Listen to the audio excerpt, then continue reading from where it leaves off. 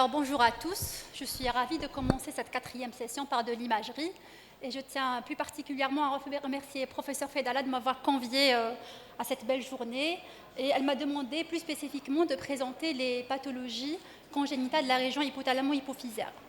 Donc pathologie relativement rare par rapport à ce qu'on reçoit d'habitude et l'imagerie notamment par l'IRM a une place primordiale dans l'approche diagnostique. On les reçoit pour des motifs différents, essentiellement le retard de croissance aturopondérale, puberté précoce, diabète insipide et des signes d'hypertension intracrânienne tels que les troubles visuels.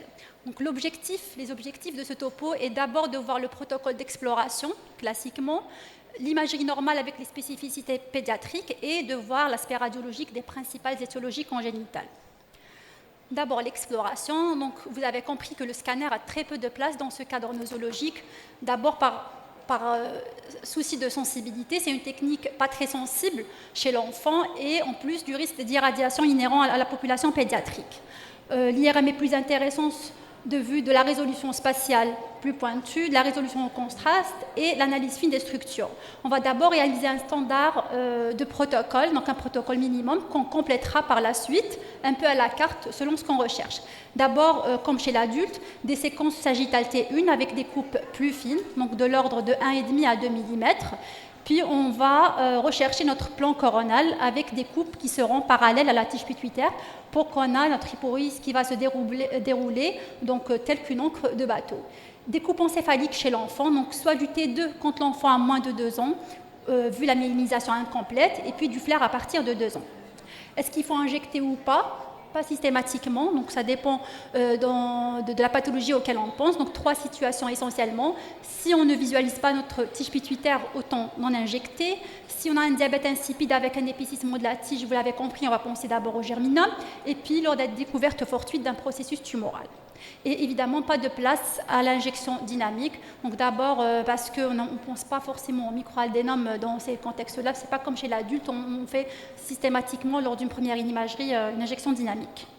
Les séquences optionnelles, donc là, c'est selon la clinique. Si on nous parle de diabète insipide et qu'on ne retrouve pas notre posthypophyse en situation habituelle, donc derrière l'antéhypophyse, et qu'on ne la voit pas au niveau infundibulaire ou en ectopie habituelle, on va faire des séquences de T1 avec saturation de la graisse. Donc ça va nous éliminer tout le blanc de la graisse et mettre en exergue la posthypophyse qui est toujours en hypersignalité inspontanée. Des coronales T2 haute résolution qui vont plus aller en avant pour rechercher nos bulbes olfactifs si on a une notion d'anosmie et donc un syndrome de Coleman de Morsier auquel on pense, et des sagittales par exemple T2 haute résolution où on suspecte un kyste arachnoïdien par exemple et on va chercher la paroi. Donc essentiellement dans les lésions kystiques.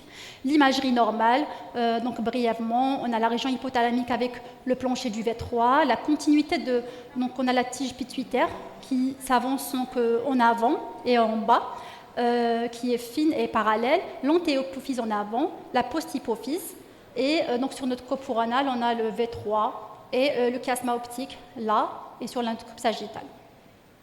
Les spécificités de l'enfant, c'est que l'antéhypophyse à la naissance, donc, on aura des antéhypophyses qui sont légèrement en hypersignalité 1 et ça va continuer jusqu'à 2 mois de vie.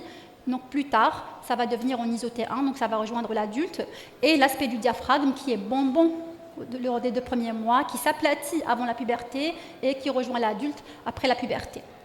La tige pituitaire est, elle, toujours visible, fine, avec des épaisseurs entre 1 et 3 mm, et la posthypophyse est toujours en hypersignalité 1 spontanée, derrière l'antéhypophyse en situation normale. Donc il y a un tableau, le fameux tableau qu'on utilise nous pour savoir est-ce qu'on est en hypoplasie ou pas, donc c'est celui qu'on utilise. Et on arrive aux pathologies proprement dites.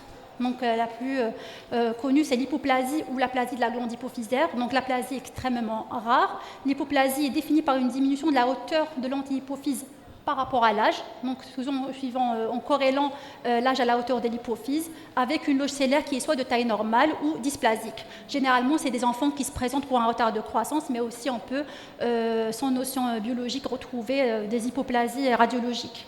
Elle peut être isolée ou associée à d'autres malformations du système nerveux central, donc essentiellement le syndrome de Coleman de Morsier, donc s'il y a une anosmie associée. Donc voici l'exemple radiologique où on voit donc dans notre hypoplasie quand même toujours la tige pituitaire avec la diminution de la hauteur de la l'antéhypophyse et la posthypophyse bien sûr qui est toujours présente. Et si on retrouve en plus cette hypoplasie ou cette agénésie du bulbe olfactif qui peut être uni ou bilatéral, et avec un contexte clinique évidemment, on peut soulever le diagnostic de Coleman de Morsi.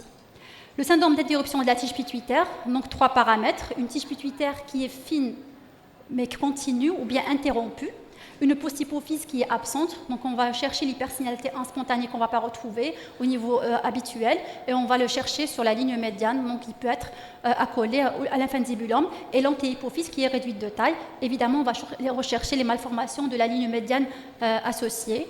Généralement, il se présente dans un contexte aussi de retard de croissance.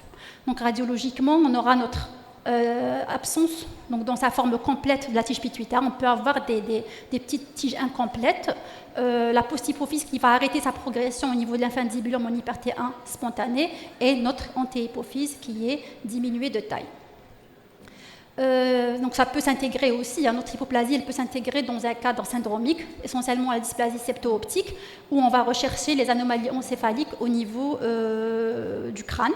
Donc dans 2 tiers des cas, on a une dysfonction associée de la loge de l'axe hypophysaire, donc notamment on aura cet aspect particulier en corne des ventricules des cornes frontales, l'absence de symptômes pellucidum et typiquement donc l'hypoplasie ou la diminution de la taille des nerfs optiques et ou du chiasma. Donc on peut avoir d'autres malformations telles la schizoencéphalie, holopronzoncéphalie allobaire, etc. Le kyste de la poche de Rathke, donc il est intracellaire médian dans 90% des cas, donc situé typiquement entre l'anté et la posthypophyse. C'est une lésion kystique qui est de signal variable selon la teneur en protéines. Donc typiquement, c'est riche en protéines, en mucopolysaccharides.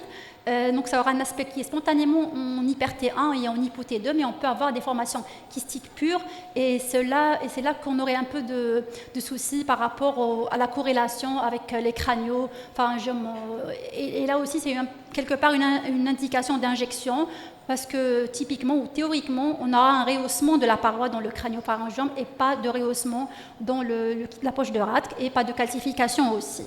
Et il y a un signe radiologique qui peut nous réconforter dans notre analyse. Donc si on retrouve ce qu'on appelle des concrétions mucineuses, donc c'est des petites granulations intrakystiques qui sont en hyper-T1 spontané, en hypo-T2, qui sont assez caractéristiques aussi de la poche de Rathke, retrouvées quand même dans 75% des cas. Nous, généralement, on les retrouve dans un cadre asymptomatique, mais quand ils sont volumineux, de plus de 1 cm, et qu'ils arrivent au contact du chiasma, ils peuvent être symptomatiques. Donc, voici un kyste donc typique, où on aura cette poche entre l'anté et la posthypophyse, donc qui est blanche, en hyper-T1 spontané et en hypo-T2, et les concrétions, donc c'est des petites boules intrakystiques en hypo-T2 qui sont assez caractéristiques. L'arachnoïdocèle, donc la selle turcique vide congénitale, donc, elle peut être congénitale ou secondaire, donc elle est très rare chez l'enfant, c'est l'absence congénitale ou la déhiscence du diaphragme cellaire qui va être à l'origine d'une hernie du liquide cérébrospinal en intracellaire, et on aura donc secondairement cet aplatissement de l'antéhypophyse contre le plancher cellaire. Donc généralement on les découvre soit fortuitement, soit dans un contexte de retard de diagnostic, de retard de croissance, pardon. Et là l'astuce est de rechercher, je ne sais pas si on la voit ici sur l'écran, la tige pituitaire qui sera toujours là, même très fine. Donc c'est pour la distinguer du kyste arachnoïdien, qui est une expansivité qui refoule les structures, alors que la selle turcique vide, c'est du LCS où baigne le reste des structures. Donc toujours rechercher la tige pituitaire quand on a un élargissement de la selle turcique. Le kyste arachnoïdien congénital, et par contre, lui, c'est vraiment une formation kystique qui refoule, comme vous le voyez, les structures, et qui est homogène. Donc on ne va pas voir la tige pituitaire, donc contrairement à la selle turcique. Et les séquences T2HR qu'on a vues tout à l'heure, elles sont intéressantes pour délimiter les limites du kyste et leur extension, donc rétro ou supra ou infracellaire. Donc le signal est liquidien homogène, donc toujours comparé par rapport au LCS des ventricules. Il a une paroi fine qui ne se rehausse pas. Donc pour un premier bilan, on injecte un kyste arachnoïdien pour justement vérifier que ce n'est pas un crânio-pharyngium, et pour le contrôle, on n'en injecte pas.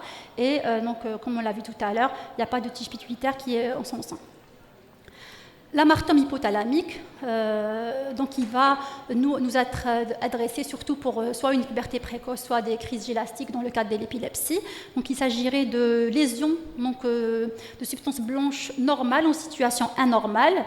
Donc typiquement, ça sera accolé au tuber cinérum. On va voir cette lésion qui a le même signal que le cortex. Donc en isoté 1 et en isoté 2, parfois on peut l'avoir un peu en hyper T2 qui ne prend pas le contraste, qui n'a pas de diffusion, c'est-à-dire qu'il a le même comportement du parenchyme sur les différentes séquences. Et beaucoup plus rarement, pour finir, on a les duplications hypophysaires. Bon, ça ne vient pas de moi, donc c'est de la littérature, c'est extrêmement rare. Donc c'est carrément 2 hypophyses, donc où on a 2 tiges pituitaires avec 2 hypophyses qui sont latéralisées d'aspect normal. Donc on voit cette couple les post-hypophyses en arrière, une hyperté instantanée, ces 2 tiges parallèles. Donc généralement, c'est quand même dans un contexte polymalformatif. On aura une fusion tubéro-mammillaire en un seul bloc et par exemple une duplication de l'artère vertébrale, des dysplasies faciales, etc. Pour conclure, l'IRM est l'examen de référence, donc c'est l'outil de référence pour l'exploration de la région hypothalamo-hypophysaire, notamment dans ce contexte congénital. Vous avez vu que les signes radiologiques sont subtils mais généralement typiques, et c'est toujours à corréler bien sûr aux données cliniques et biologiques pour guider la prise en charge globale, évidemment en lien toujours avec l'endocrinologue et parfois avec le neurochirurgien quand l'indication chirurgicale se pose. Voilà, je vous remercie.